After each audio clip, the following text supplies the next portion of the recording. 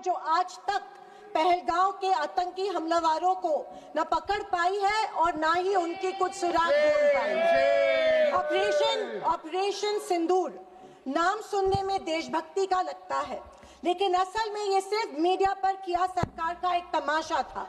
कोई नहीं बता रहा है कि इस ऑपरेशन में हासिल क्या हुआ, कितने आतंकी पकड़े गए, हमारे कितने फाइटर जेट्स गिराए गए, कौन जिम्मेदार है, कौन किसकी गलती है। इसका हिसाब देने का दायित्व इस सरकार का है, मगर देश में सवाल पूछने पर ही पाबंदी है, क्योंकि ये सरकार सवाल सुनना ही नहीं चाहती है, बल्कि ये सरकार जवाबदेही से ही भागती है। अध्यक्ष महोदय, आज की परिस्थितियों को देख मुझे रोम में बने कॉलिसियम की याद आती है। विश्व की सबसे अविस्मरणीय और पुरानी इमारतों में एक है। रोम में बनी कॉलिसियम मनुष्य की कल्पकता और निर्माण क्षमता का एक अभूतपूर्व मिसाल है, पर इसके अलावा वो एक गंदे और घिनौनी राजनीति का भी प्रतीक है। कहा जाता है कि इसका निर्माण उस समय की जनता को खेल और मनोरंजन में उलझाए रखने के लिए किया गया था, ताकि जनता का मूल मुद्दों पर से ध्यान भटक जाए। कुछ ऐसा ही आज हमारे देश की सरकार करती प्रतीत हो रही है। पर अब खेल और मनोरंजन ही काफी नहीं है। किसी महत्वपूर्ण इलेक्शन के पहले आतंकी हमला और फिर सरकार की जवाबी कार्रवाई। आतंकी आए कहां से, कहां गए, ये सरकार को कुछ नहीं पता, पर हमें पड़ोसी देश पर आक्रमण करना है और उसके आधार पर वोट बटोरने हैं। पहलगाम के आतंकी हमले में मारे गए बेगुनाहों की अभी चिता भी ठंडी नहीं हुई थी कि देश के प्रधानमंत्री बिहार में चुनावी रैली संबोधित करने गए। कोई जिए कोई मरे, इनको कुछ फर्क नहीं पड़ता। ये 24/7 चुनावी मोड में रहते हैं। फिर साहब की मार्केटिंग की तरकस से आया नया तीर, ऑपरेशन सिंदूर। मुझे हमारी सेना की बहादुरी पर बिल्कुल संदेह नहीं है।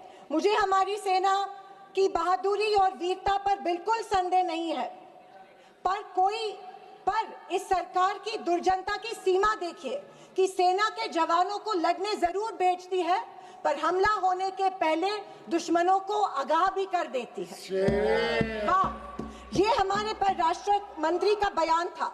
क्या यही कारण है कि हमारे जेट्स दुश्मन के द्वारा गिराए गए? क्या ये हमारी सेना के जवानों के जानों के साथ खिलवाड़ नहीं थी? खैर, जो इंसान मानता हो कि इस सेना के जवान की तुलना में एक व्यापारी ज्यादा खतरा मोल लेता है, उससे हम अपेक्षा ही और क्या करें। ये मूर्खता है या फिर देशवासियों को मूर्ख बनाया जा रहा है? ऑपरेशन सिंदूर से देश को क्या हासिल हुआ? अमेरिका के दबाव में किया गया एक शर्मनाक सीज फायर। फॉरेन पॉलिसी ऐसी कि मित्र देशों ने आतंकवाद की निंदा तो की, पर पाकिस्तान की नहीं। स्पीकर मैडम, प्रधानमंत्री कहते हैं कि ऑपरेशन सिंदूर का जश्न मनाने का पर्व है। किस बात का जश्न मनाए प्रधानमंत्री जी? हमले के पहले आपके विदेश मंत्री दुश्मन को हमले की पूर्व सूचना देते, उसका जश्न मनाए? इसी का असर ये था कि हमारे जेट्स गिराए गए, क्या इसका जश्न मनाए? या फाइटर जेट जो क्षतिग्रस्त हुए हैं उनके पायलट्स का क्या हुआ? इस देश को अभी तक उसकी जानकारी नहीं है, क्या उसका जश्न मनाए? सीज फायर का ऐलान इनके कथित मित्र ट्रम्प करते हैं, इससे जो हमारी देश की तीनों सेनाओं का मानसिक खच्चीकरण हुआ, क्या उसका जश्न मनाए? और तो और पहलगाम के आतंकियों को कोई सुराग नहीं, क्या इसका जश्न मनाए? इंटरनेशनल कम्युनिटी में भारत की छवि इतनी कमजोर अब तक कभी नहीं हुई थी। हर चीज को इवेंट मत बनाइए मोदी जी। अपने मन की बात छोड़कर देशवासियों को की सवाल का जवाब देने की भी हिम्मत दिखाइए। याद आती है जब इंदिरा गांधी जी के सामने पाकिस्तान सरेंडर हुआ था और एक हार्डलाइनर निक्सन जैसे को भी इंदिरा गांधी की बात सुननी पड़ी। और विदेशी नीति की तो हालत और भी शर्मनाक है।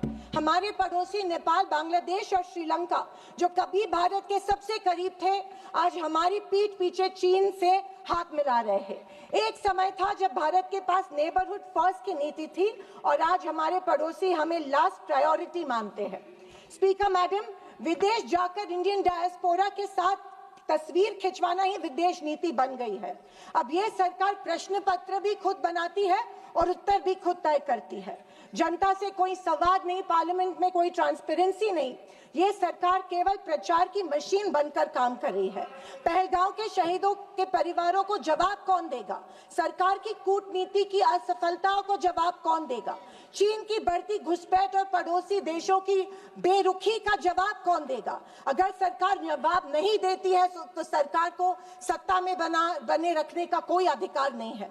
विपक्ष का हर सांसद लोगों के सवालों को उठाता रहेगा और अगर सवालों से डरती है तो कुर्सी छोड़ो। ये कुर्सी, ये पद जवाबदेही का है, सिर्फ इवेंट सेलिब्रेशन का नहीं है। और अंत में मैं इतना ही कहना चाहती हूँ कि आवाज न सुनी हमारी, कुछ गम नहीं। आवाज न सुनी हमारी, कुछ गम नहीं। मजलूमों की चीखें तो सुन लीजिए। मन की बातें बहुत कर ली साहब, वक्त मिले तो देशवासियों की गुहार भी सुन लीजिए।